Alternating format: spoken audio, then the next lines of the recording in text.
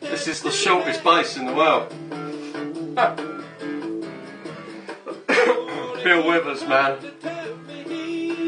2 notes and the guy is a god. Anyway, hang on.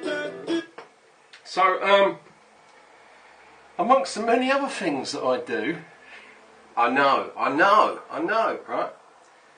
But I have like a jack bass. I can put it on my back. I can ride my bike to gigs and stuff, right? Yes, I do. Yeah, I do gigs. I haven't done for a long time, but yeah, you know. And my bass neck is longer than most others. So where most people are holding their E's here, I'm down here. Blah blah blah. There's about 6 frets more, right? Well, I was sort of looking at it the other day when I'm playing, and I noticed it's much harder to pull a note in the middle than it is up here or down here, and the actual neck had bowed. And I think what it comes down to is just the amount of gigs, sweaty gigs, sweaty gigs, full of sweaty young teenage girls. No, behave. So what we're doing, we're playing about with a truss rod. We're going to see if we can take this bow out.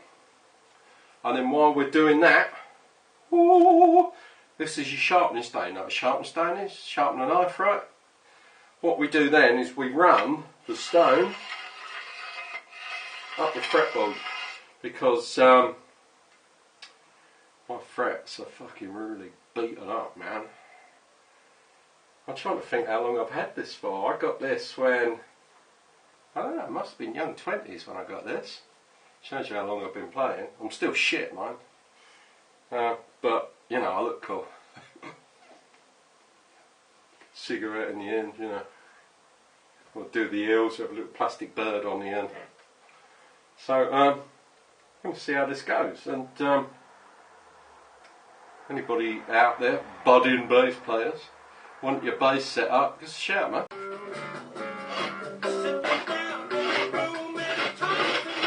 This is stoning to funk.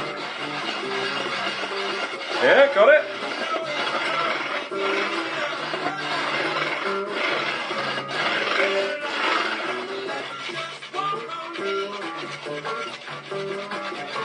Now, I don't like a round fret, I like a flat fret.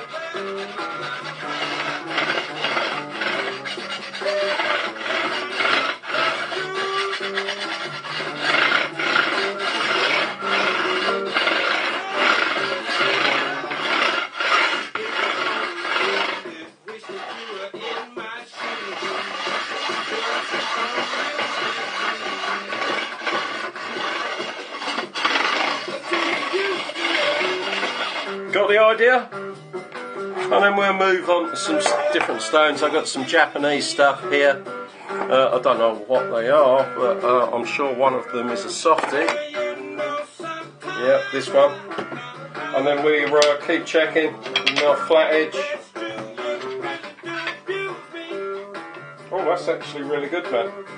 I'll probably leave that now. There's a couple of highs and lows.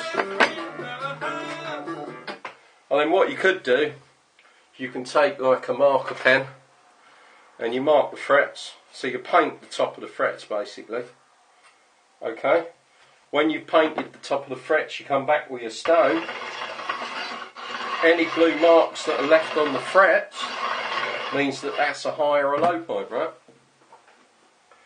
And then what we'll do is we'll dial out those highs or lows individually, because a lot of these frets have a lot of damage on. Yeah? Cool, baby! See you soon. Bye!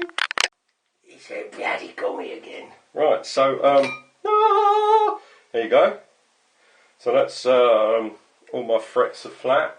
My neck is flat, because I've been playing with a truss rod. Truss rod is in here. It's a metal rod that runs through and controls how the neck bends.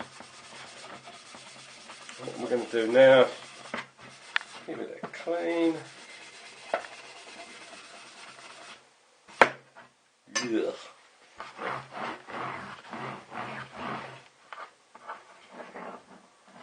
Oh yeah, baby. Sweet! So what we'll do now is we'll reassemble this and you can hear me playing really badly. Oh yeah, see you in a second. Bloody hell! Oh, I keep running over something. Oh, it's the cat. Hang on.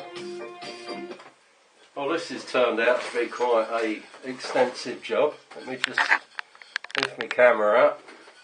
And it's neck off, neck on, neck off, neck on. But I think I've got it, boys. With my fucking poxy chromatic tuner. I don't get chromatic tuners, that's all.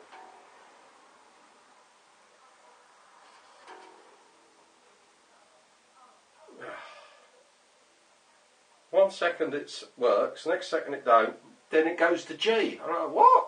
What fucking G is it?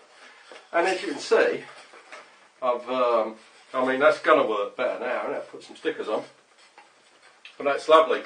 So where we are now, I've got the neck where I want it, okay? So I've got that neck where I want it. It's got a long neck, isn't it? I've got the neck where I want it. I've put 2 paper shims underneath. Paper shims are great. If you use cigarette papers, oh god, I've forgotten how thick they are. Green Rizla papers are a certain thickness. I think Triumph owners, as in 60s Triumph motorcycles, not the things they make today, they used to use Rizla papers to do their valve clearances. But this is coming good. So now what we're doing is strings up and down. I've got the neck straight, so now we're lifting the strings up and down so I can get as close to the fret as possible. Remember, we flatten the frets without the strings touching or buzzing. So we're going to get all the strings off and then we'll be back. Yeah! Bye bye. Right then. Truth is in the eating of the pudding. As I say, I'm shifting my cat over it. It's big. But yeah, well, I've done him go, you know, it's not real, right?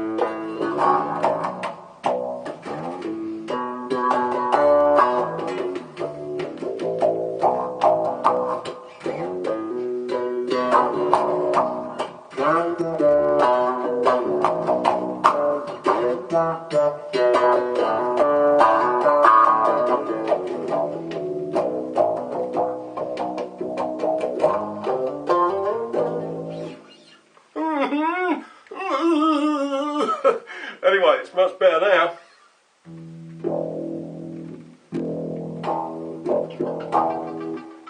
Oh, here we go. And phone call stops playing. See you later, boys. Ta-ra.